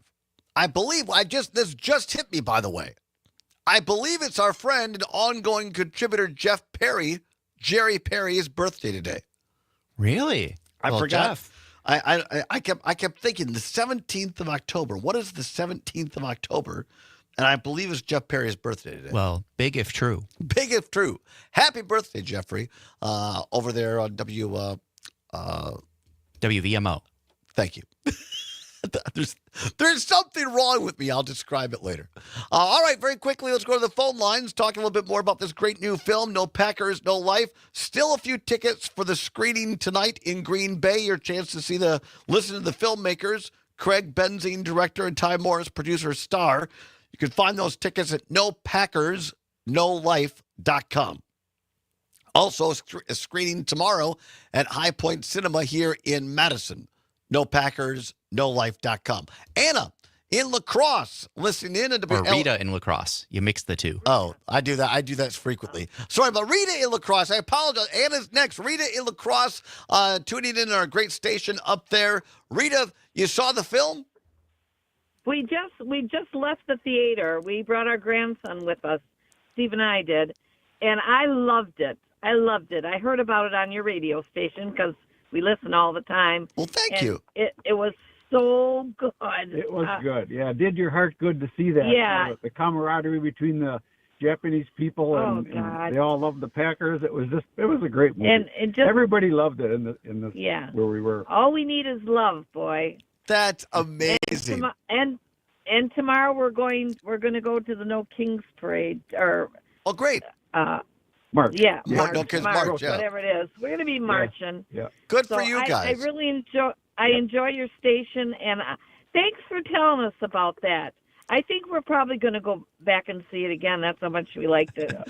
Well, thank you for your listenership, Rita. And you guys, it means the world to us up there in beautiful La Crosse. And you guys have a great weekend. I think you're right. I mean, Zommers and I saw Just a Bit Outside several times, and you see something new every time, right?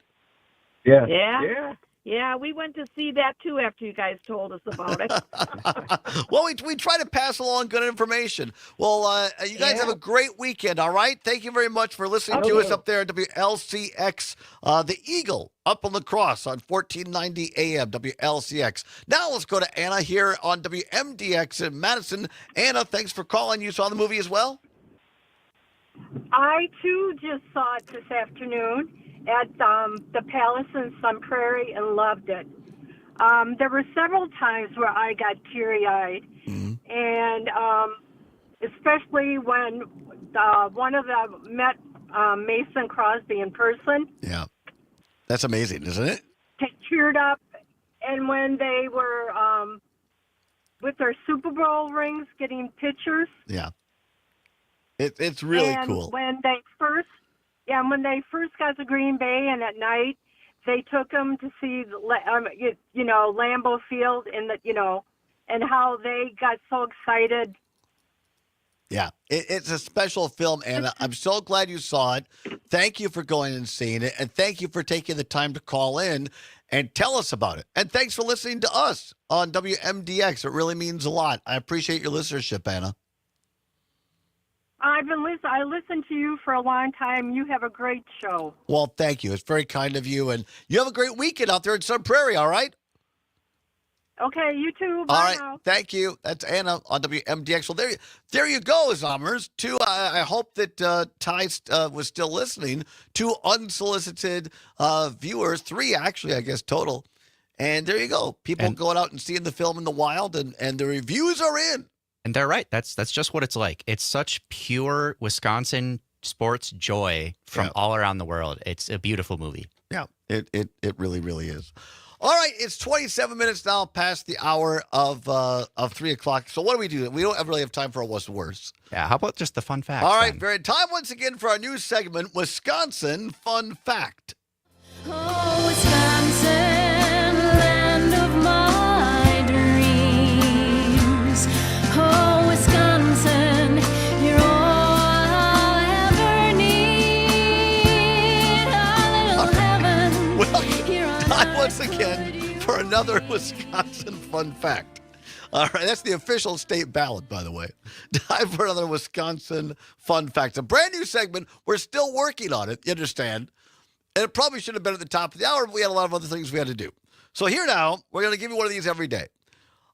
Wisconsin Fun Fact for October 17th. On October 17th, in 1908, the catastrophic Peshtigo fire reignited again, which reminds me of a 2016 presidential political plays that reignited again this year because Democrats couldn't put a campfire out right now.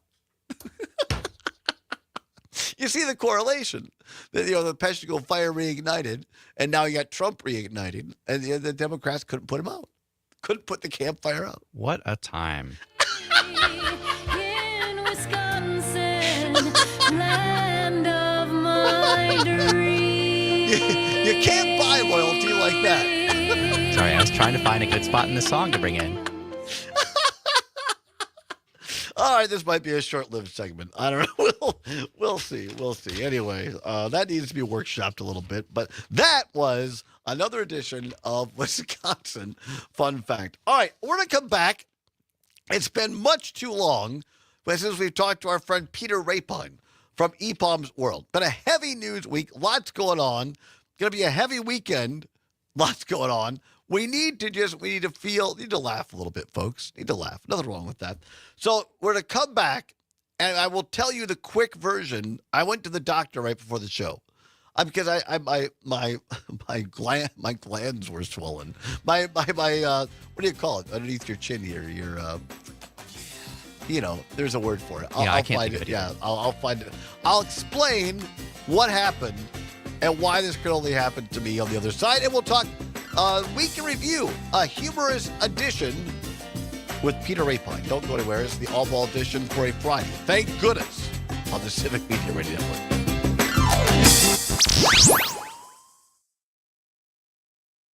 A little airtime. WMDX. Mad City. Biking through blizzards since forever. 92.7 WMDX. Sometimes looking at your farm from a different perspective is all you need. And now it's possible to get a bird's eye view of your operation with drones. More information coming your way or right after this. Peter Rapine returns. Sup, Aaron? How you doing? Doing pretty well. There's another new Wisconsin sports movie that Todd and I just saw the other day that's pretty good. Related to the Packers, as you might guess from the helmet cool. stuff. Todd should be back shortly. I think he went to go get water or something. Okay. What was the movie? No Packers, No Life. It's about a Wisconsin businessman who travels to Tokyo all the time. And one time he happens to run across a Japanese man in a Packers jersey. He's like, what the hell? I've never seen that before. Goes up and says, go Pack, go. And the guy turns around and is like, go Pack, go. And they're both yelling at each other. And then he's like, okay, no, you're going to come with me to this karaoke bar. And he's like, all right, it's like 2 p.m. I guess it's time for karaoke. No, they rent out a room and watch their favorite Packers games, even during the off season. And so it's just a movie about this guy and his friends bringing a whole bunch of these. They call themselves the Japanese Packers cheering team to Lambeau Field for a game. Oh, that's cool. Nice. And then, did you have any stories besides the one in CP's email? No, I think CP did a pretty good job of collecting some of our Sounds best. good. Yeah. From mealtime to snack time, Pork has got you covered. Yeah, nothing this week with great audio, so we're just nothing for you to queue up really. Sounds good. Sausage to soup for instant comfort food vibes. It's flavors worth sharing around the table because when pork's involved, every meal becomes the main event. For more crowd-pleasing recipes, visit tastewhatporkcando.com. This message brought to you by Wisconsin pig farmers and the Pork Checkoff. I'm Kylie Allen for the Midwest Farm Report, taking a look at your closing markets this Friday. December corn closed up 3/4 at $4.22.5, and November soybeans closed up 8 3/4 at $10.19.5. December wheat contracts closed up 1 1/4 at $5.03 3/4, and July 2026 wheat contracts closed up 1 at $4.41.5. November Class 3 milk contracts are trading up 7 cents at $16.63, and December Class 3 milk contracts are trading down 2 cents at $16.50. 40-pound block cheese closed up 3/4 today at $1.77.5, and AA butter closed down 3 1/4 at $1.59.5. For the Midwest Farm Report, I'm There he is, the man that does my heart good, Peter Rapine. It's been much too long. I know, it's been like a month. I know. Glad to be back. I'm glad to have you back. All right, we're going to start this segment with a quick Todd story about going to the doctor, and then we'll move on. Okay. And then I'll start my segment with a Yes. story about a doctor as well. Oh, fantastic. This is great. This is great. Lead-in. Yeah. This is why, for those watching the stream, this is why I love having Peter Rapine on, because it's not just week in review, it's story time as well. I will say about Peter's doctor story, thankfully, this is not the doctor that you went to. Yes. All right, very Yeah. good. All right, very good. It's also probably our best. It's a good one to lead off with because it might be the best story of the week. Oh, really? All right, great. Yeah. I mean, since we've talked, so many dumb things have happened. It's hard to keep track, honestly.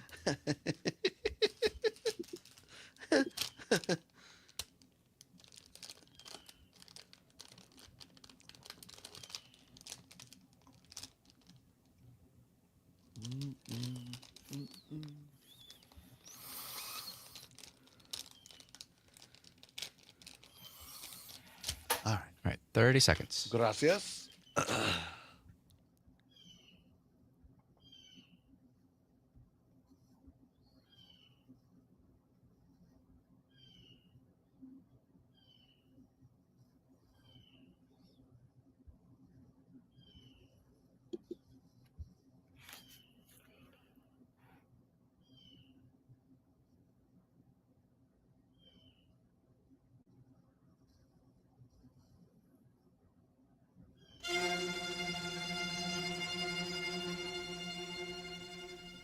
Have an egg roll, Mr. Goldstone.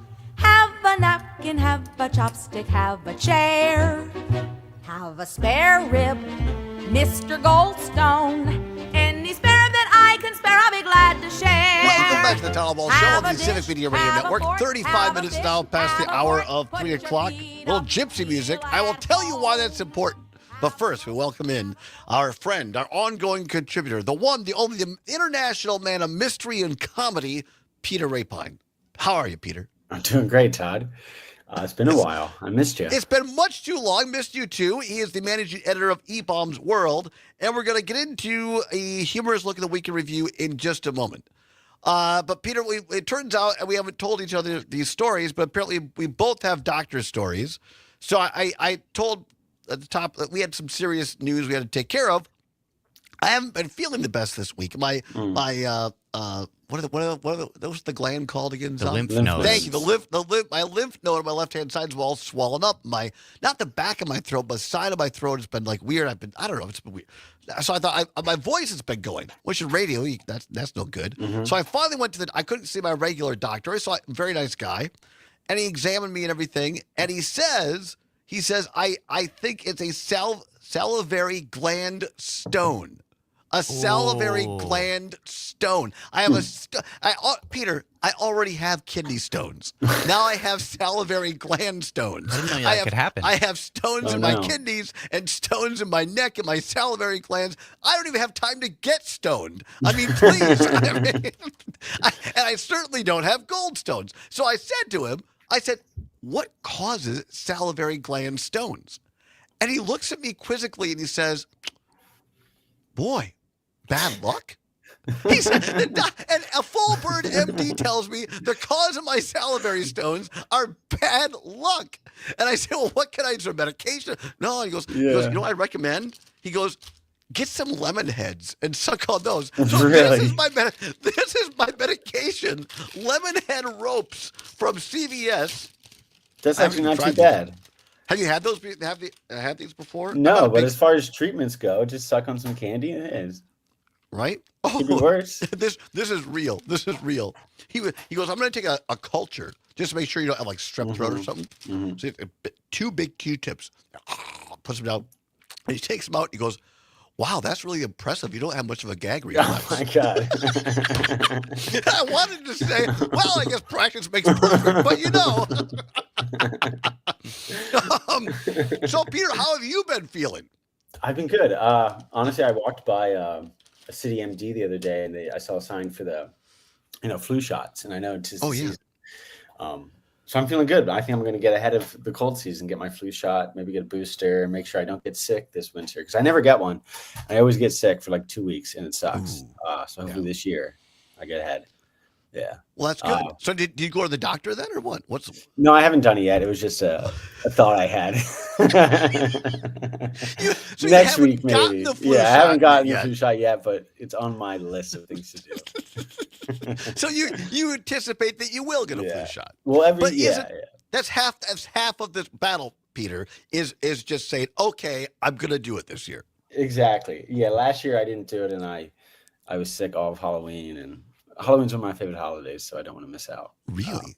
Are you a partier at Halloween, or do you? Yeah, I love to put on a good costume. I love to go out and dance, and Halloween's kind of the best. It's the best party holiday there is, I think. Yeah. It's a good time had by all. But funny that you have a doctor story because I also have a really good doctor headline for us. A headline, all right, here we go. Here's why he's here. Every other week, you can find all these at eBombsWorld.com. Real headlines of real people, Peter. Yes. Headline reads, Brain surgeon arrested after letting her 12-year-old daughter drill into a patient's skull. A brain surgeon arrested after letting her daughter drill into a patient's skull. Do tell. Which this doctor is clearly winning as a parent, but they are not winning as a medical practitioner. The accusation is that a neurosurgeon in Austria allowed their daughter to man the drill during surgery on a patient, which I guess you're not supposed to do. That breaks all the medical codes, all the medical do's and don'ts. But imagine how much fun that 12-year-old had going into work with her mom, and then getting to take your daughter to work day. Yeah, and bore a hole in some poor guy's skull. Wow. Yeah, so the doctor was fired. I'm not sure if there have been charges. So the doctor was fired. Yeah, and arrested. Really? Luckily, your doctor, wasn't that bad. No. The doctor was not drilling into my skull. He was very, very nice. Very nice. He introduced. He took a lot of time, asked me questions. So all that's really good. It's just that I have stones in my salivary glands. Lucky you. All right, Peter. All right, Peter Rapine. Next headline. This comes to us from the world of politics. Headline reads: New York County is trying to elect a candidate who disappeared at sea. Trying to find a candidate who disappeared at sea? No, do tell. New York County, they're trying to elect a candidate who disappeared at sea. I'm sorry. Elect. I don't know I don't know what's happening because I don't have the headlines in front of me this week, so I'm just going off of what you said, which is fine. But go ahead. No, it's fine. It's fine. I thought I was trying to do it by memory. They have been sent to you. Zomer sent them to me. I've got kidney stones. I've got salivary stones. Just go ahead. It's totally on me. So yeah, a 29-year-old named Petros, I think I'm saying this right? Komitas, went out for a swim in the ocean in the springtime and sadly never returned. The only thing is that this guy is on the ballot for a upcoming election. However, since he is still technically missing and not deceased, he can't be taken off the ballot. So the New York County is hoping that as the Democrat running on their ticket, that people still vote for him, which allows them to hold a special election afterwards. That's fascinating. So a dead guy could actually get elected. Yeah, technically not dead yet, but missing. But you would assume that if he's been, lost at sea for months now, the likelihood that he is alive is very slim. It could be like that Tom Hanks film, Wilson. Castaway. What if he comes back and he's like, I got elected? Yeah, he's like, I won. Great. Right. I've also been out in the Atlantic for months. All right. Now I have for some reason now my email is working and I have the headline. So please, Peter, get all these headlines at epalmsworld.com. Peter Rapine, next headline. So this next one is an investigation into Raising Cane's, the fast food restaurant, the chicken place. It's big with the kids. Yeah, I assume there are ads everywhere. And the chicken's supposed to be pretty good. I've never had it, but I assume it's good. Pretty good. I've had it. I'm a fan. But so some context: a photo of a bucket of chicken went viral on Twitter this week, and the claim is that Raising Cane's has throwaway chicken tenders that, if you ask politely, they will just give you. And these chicken tenders are ones that might have been ugly, might have been, not up to their standard to serve customers. So we did a little investigation, and the headline reads: Does Raising Cane's have a weird chicken bucket, or does Raising Cane's have weird chicken buckets? Have a weird chicken bucket. This is great. This is one of the best headlines you've ever brought to us because it's news you can use. Please, dear God, tell me it's correct. Tell me this is correct. Yeah, so they do. They do have a weird bucket of chicken that they keep under their counter. Or somewhere in their kitchen with discarded chicken tenders. However, from people who have worked at Raising Cane's, you do not want to eat these chicken tenders. Yeah, because garbage gets in there. It's not very sanitary. It's just a big plastic 3-gallon, 4-gallon bucket filled with the throwaways. So why do they put them in the garbage though? I think they probably wait until the end of the day to do it. It seems like it's just to keep the line Zomers moving, to keep things going. Yeah, there's a photo of it. On E-Bomb's World, look, there is a. If I just scroll down. I'm sorry, Peter. I'm trying to get over salivary gland stones right now. I apologize. It might be better for this segment if I was stoned, but sadly no. Well, I see the photo now, and it does look kind of nasty. Yeah. Well, sadly, if you've ever worked in a kitchen, you know there are like food safety standards, and food that's been sitting out at room temperature for more than, I think, 4 hours needs to be discarded. Can't be served to anybody because bacteria can grow on it. So the bucket probably, while contains a bunch of free chicken, also contains a bunch of deadly bacteria that you shouldn't eat. Yes, please. But it's fantastic that you found out, and nice work, that it does exist. It does exist, yeah. Like you kind of like low key could be like, if you know somebody, hey, did you just put one of those ugly chicken things in there? Yeah. Like if it's still warm, Yeah, like I'm good. Yeah, can I have the one on the top, please? Right. Yeah. All right, next headline from E-Bomb's World, our humorous week in review. The next headline comes to us from the airline industry. Headline reads, airline industry now saying that fixing its planes would cost too much money. Airline industry now saying that fixing its planes could cost too much money, as if people aren't anxious enough about flying. Yeah, seriously. The Federal Aviation Administration basically ruled that it would cost them too much to go through their entire fleet of Boeing 737s and other planes and fix all the little minor dings and dents that they accumulate over their lifespan, which isn't really something that you want to hear as a traveler. I don't think I do. No. Like you don't want to know, this 737, I mean, it was in for a bad latch of that rear door about 3 times last month. I don't want to know that. Yeah. I guess the airlines, they can either spend their money on those cheap little cookies that they give us, or they can spend the money on fixing the planes. But I love those cheap cookies. The biscuits, or what the hell you call them? Yeah. I don't know. I'd rather have the pretzels. Yeah, those are good too. The mini If pretzels. you die in a plane crash, you can't have the cookies or the pretzels. But I'll be happy going down. I'll have a full stomach. I'll be happy. Yeah, well, maybe you can get some lemon heads. That's exactly what I need right now, some lemon heads. All right, well, so the moral is don't ask, don't tell. Just get on the plane, have an extra gin and tonic, and enjoy the flight. Yeah, get on the plane, say a prayer, and just hope you land. Yeah. I always do. Actually, I do say a quick prayer before we take off. See, when I was younger, I wasn't really afraid of flying. And, I've been flying more recently. Yeah. And I don't mind the being in the air, but I really hate the takeoff. The takeoff is, I think, the scariest part for me, because there's a little like back and forth. You turn. Flying, being up there, landing, totally fine. But I'd rather not be awake for the ascent. You ever been one of those, like the turbulence is just, you're just like going really bad? Yeah. Those aren't particularly fun. No, not fun. All right. Next, we got a minute left here. We got a minute left. Let's hold on. We'll come back and do more headlines with Peter Rapine. Very quickly, relationships going okay? Everything fine? Yeah. I'm picking up from the airport tomorrow morning. Oh. I see. This is lovely that Peter is happy. It makes me happy. All right, come on back.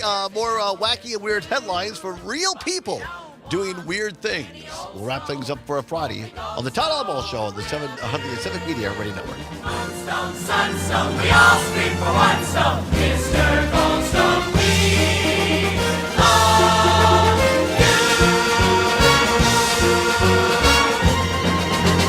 Goldstone!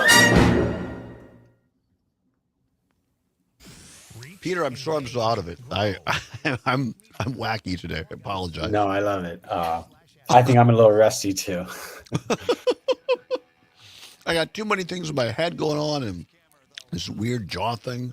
It's really a weird feeling. It felt like, like I don't know how to describe it. Like Yeah. The back of your tongue and between your jawline, it felt like I got food stuck in there. Oh, no. Like, there's something in there. And there's nothing there. It was just this. So with salivary stones, do you expect them to come out? That's a great question that I did not ask, or he did not tell me. Stick in there. Yeah. They must either dissolve or come out, because he said the more sour stuff that will cause like your glands to emit more saliva, and will clean that out. Interesting. You should just spend the night watching like TikTok food videos and just scroll for hours and just like find your favorite things and just salivate as much as possible. I'm gonna be a salivating mess tonight, everybody. I'm gonna wear a bib to bed. In this case, I think getting stoned would actually hurt you because of the dry mouth. Yes, that is allegedly associated with such a condition. Allegedly, Zomer says, not experienced, but just allegedly. All right. I think you're absolutely right.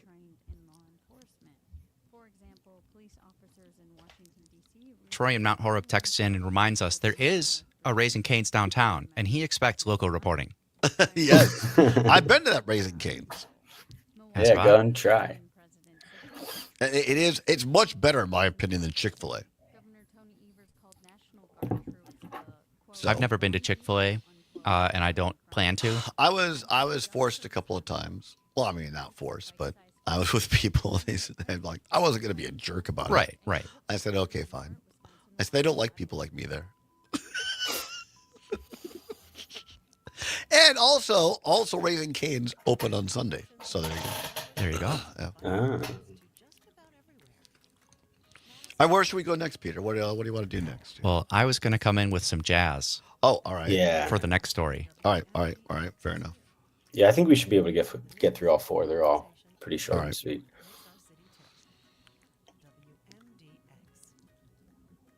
Yeah, I also really love the next one. It's just silly and dumb. And hey, I don't know what happened. I'm sure you guys sent them.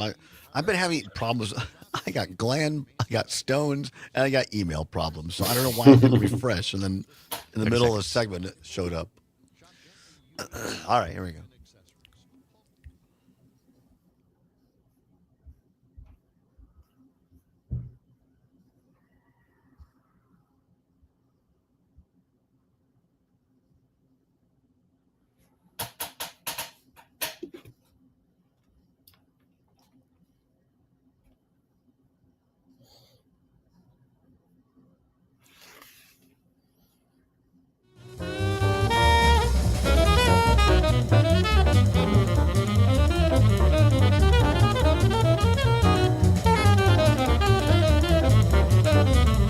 Could listen to this all night. A drink in my hand, a Manhattan bar sitting next to Peter Rapine and his lovely and talented girlfriend, just watching Love and Blossom right there.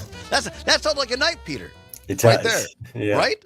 Yeah. All right, fair. We'll make that happen at some point.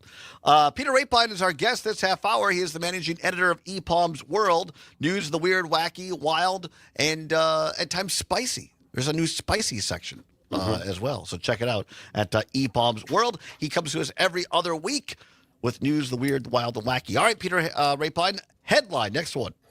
All right. Headline reads, there's actually a scientific reason for why cows love jazz.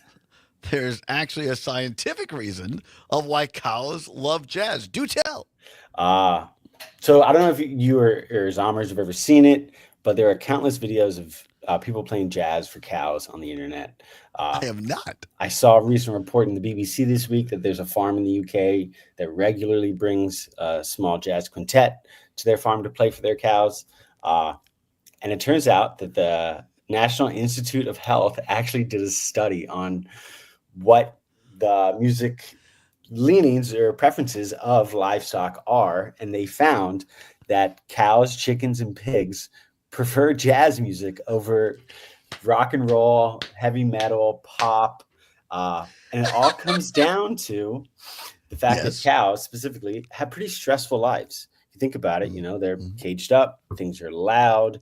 Also, the whole being raised for food kind of thing probably isn't, very fun.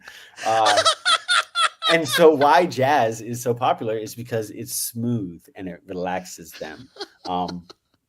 They caution that you shouldn't, if you're going to play music for your cows or your pigs or your chickens, you want to choose something with a nice slow tempo. You want to make sure you don't play it too loudly, because if you do all that, the cows will love it. And it's pretty proven. Yeah. So like Miles Davis in the barn. That's what you're looking for. Yeah, Miles Davis in the barn. Exactly. Yeah. Maybe not the fast bebop tunes I was playing earlier, but something chill. Yeah. Well, I think we need to get Farm Director Pam Yankee on this. And I love everything about this, Peter. And the fact that they actually did this and found out what they like. And you're right. Cows do have kind of a stress. They have 4 stomachs. Did you know that? I did know that. Yeah. Is that crazy? I think it helps them digest all the grass that they eat. But actually, I do have a personal anecdote. I had a friend in college who did a study for a class of his where he played music for animals. And the control group where he played heavy metal to mice, they all sadly passed away. Yeah. Wait a minute. They played heavy metal for mice and they all passed away? Yeah. They started like losing their hair and kind of going crazy. So yeah. This is Fowler. Very quickly, we have a caller, Mike in Spring Green, listening to WRCE. Quickly, Mike, tell us this. This is fantastic. Go ahead, Mike. I have video proof of cows liking bluegrass music because I went out in the field and played my banjo, and they all came up and checked it out. Really? You've done this in the wild? It's on YouTube, so I have proof. That's fantastic. I appreciate that, Mike. We'll talk about it at greater length later. Have a great weekend out there in Spring Green. There you go, Peter. Live reporting of just solidifying your great reporting. That ranks up there one of the better headlines ever. All right, next headline. Next one is fast food. Arby's is being sued for false advertising because their sandwiches look nothing like the pictures. If you've ever been to Arby's and if you've ever seen an Arby's ad, you know there is a giant gap between what you're advertised and what you get. And a judge this week actually ruled that a class action lawsuit against the brand can go forward because what you're being advertised and what you get is so far apart. Part of the lawsuit even notes that Arby's in their photos depicts like medium rare or like rare roast beef when in reality it's fully cooked. I'm laughing because it's 100% true.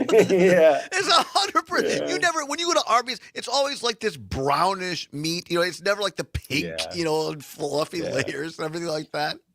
It's pretty sad. As someone, my mom loved Arby's growing up, and us kids. I got nothing against Arby's, but I'm just saying you're 100% right. The real thing never matches the picture. And wasn't there a Sesame Street bit back in the day of like that waiter Muppet, and the guy going that doesn't look like the soup I ordered. I'm not familiar with it. No, I'm sure that. All right, go ahead. Next headline. Next headline reads, this might be one of my favorites. There could be 1 billion people unaccounted for on Earth. Wait, there could be 1 billion people unaccounted for on Earth. Where the heck are they hiding? I know, that's what I'm saying. So estimates say currently there's like 8.2 billion people on Earth. But a recent study published in Nature Communications estimates that rural populations get undercounted in censuses. One of the examples they cite is that in 2012, Paraguay had a census that completely missed a quarter of the population. So if you extrapolate this for around the globe, because roughly 40% of the world's population lives in rural areas, and they